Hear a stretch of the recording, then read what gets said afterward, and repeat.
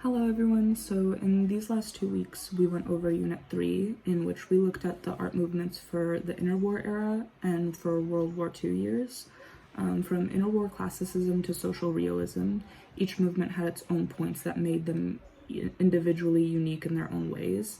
However, all 10 movements can come together to show a much greater picture that represents the era that they had began in. One of the more noticeable connections that I had made between all of the movements was that there was a strong essence of separation. On one side of the spectrum, there were artists that believed in a more classical side of art that included more realistic values and issues, while on the other end of the spectrum, there were artists that believed in more free and unconscious forms of art. While there was a very obvious difference between some of these art styles, I believe that the difference is exactly what the bigger picture of this time period represented.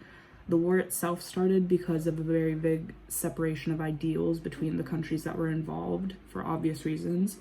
And with that being said, I saw a similar separation with the movements in the era itself. Some of the movements that leaned more towards the classical side to me were interwar classicism, American regionalism, and the Mexican muralism movement.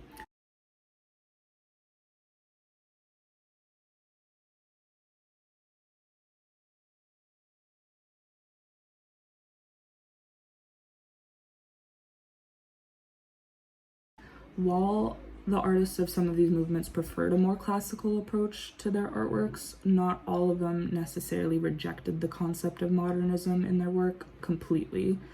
The interwar classicism movement challenged ideas of modern art, but still incorporated some aspects of it. According to our articles, the artists of this particular movement believed that they should turn back to the past rather than look forward. And there's a quote: while some artists combine the elements of both classicism and modernity, the movement as a whole can be characterized as regressive and nostalgic, end quote.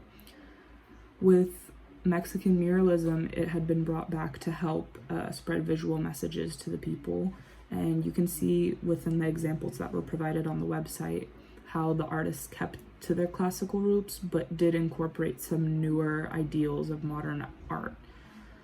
And with American regionalism, however, they actually did reject the styles and aspects of modern art, and they just chose to embrace traditional folk traditions. And you can see the difference between that and the other arts and how the depth of the traditions were worked into the artwork. Some of the more modern and free styles of the movement were incorporated specifically by surrealism.